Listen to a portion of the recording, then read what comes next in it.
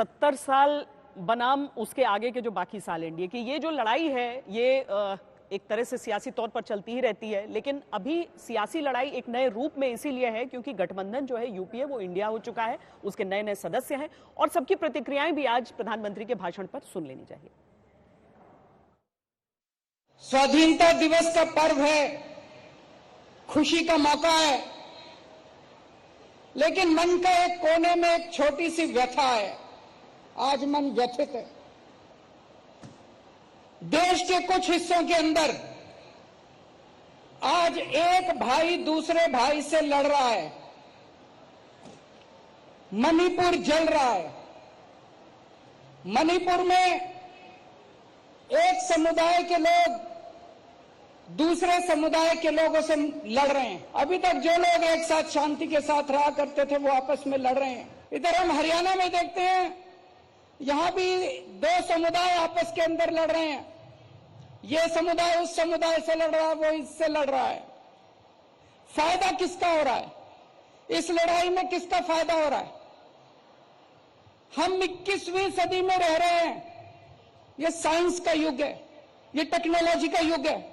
दुनिया कहीं की कहीं पहुंच गई और हम आपस में लड़ते रह गए।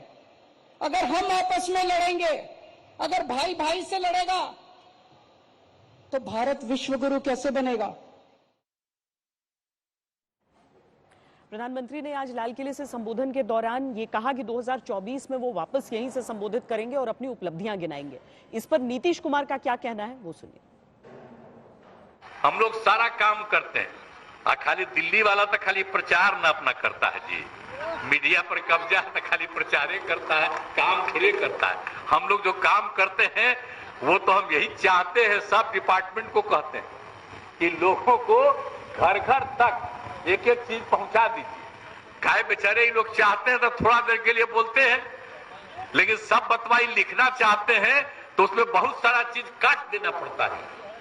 और जब एक बार 24 के बाद फिर मुक्ति मिल जाएगी देश को, तो फिर आप आजाद रहिएगा और जो कहेगा जो देखिएगा उसको आप ठीक ढंग से पहले की तरह छापिएगा। वो वही राजनीति आज के दिन भी उन्होंने लाने का काम किया अपने वक्तव्य में, अपने भाषण में, जो कि शोभा नहीं देता। देश के लोगों को ज़्यादातर उम्मीद थी कि प्रधानमंत्री जी स्टार्टअप इंडिया के बारे में बोले, मेक इन इंडिया के बारे में बोले, जो किसानों का आय दुगुना करना था उसके बारे में बोले, हर साल 2 करोड़ लोगों को रोजगार देने की बात थी उसके बारे में बोले, 15 लाख का क्या हुआ। और हमने सुना कि भ्रष्टाचार के खिलाफ वो लड़ेंगे। तो एक तरफ जो है एक दिन पहले वो अजीत पवार को भ्रष्टाचारी बोलते थे और दूसरी तरफ उनको गलेज लगाने का काम कर रहे हैं, तो ये कौन सा लड़ाई है भ्रष्टाचार के खिलाफ? तो वही है।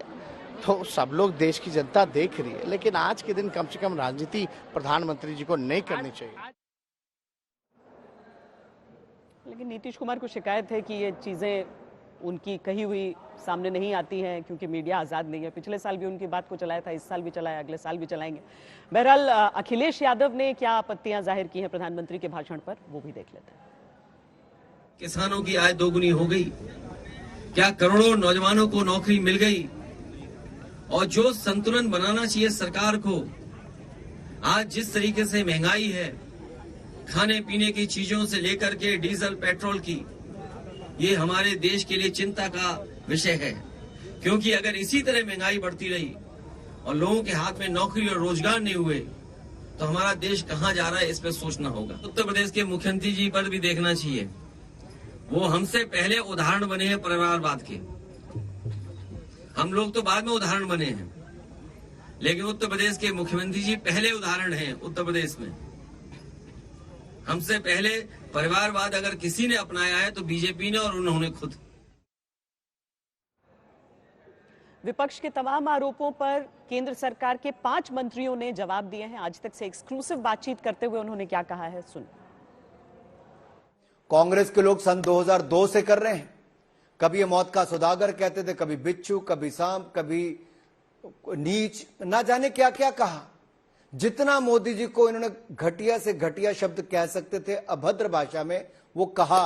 और कल तो कांग्रेस इतना नीचे गिर गई लोकतंत्र में कि राक्षस तक हिंदुस्तान की जनता को कह दिया। अब बताना आपको देश को है कि क्या जनतंत्र में, लोकतंत्र में जनता को कांग्रेस पार्टी राक्षस मानती है, मोदी जी परिवारजन मानते हैं। सकारात्मक सोच के लोग हैं, नकारात्मक सोच हमारी पार्टी में, हमारे नेताओं में आपको देखने को नहीं मिलेगी। मल्लिकार्जुन खड़गे जी कांग्रेस के अध्यक्ष है, लेकिन उनका व्यवहार आपने पार्लियामेंट में भी देखा, आपने हाल में अलग अलग जो मौके थे जब देश को एक आवाज में विश्व के सामने खड़े रहना चाहिए था, उन सब सिचुएशंस में, उन सब परिस्थितियों में जो उनका व्यवहार रहा है, कांग्रेसियों का व्यवहार रहा है, वो बड़ा दुर्भाग्यपूर्ण है। मैं समझता हूं आज तो एक हर्ष उल्लास और हर देशवासी का सीना चौड़ा हो ऐसे उत्साह का दिन है। आपको नरेंद्र मोदी जी के ऊपर गुस्सा हो सकता है, आपको नरेंद्र मोदी जी के कामकाज से जलन हो सकता है, मगर क्या रेड फोर्ट से भारत के प्रधानमंत्री जब देश के लिए संदेश देते हैं, क्या वो एक कॉन्स्टिट्यूशनल पोजीशन में रहने वाले, देश का स्वतंत्रता दिवस का संदेश देने वाले का सम्मान नहीं करोगे? आज एक भी कांग्रेस के व्यक्ति उधर जनता का संदेश के समय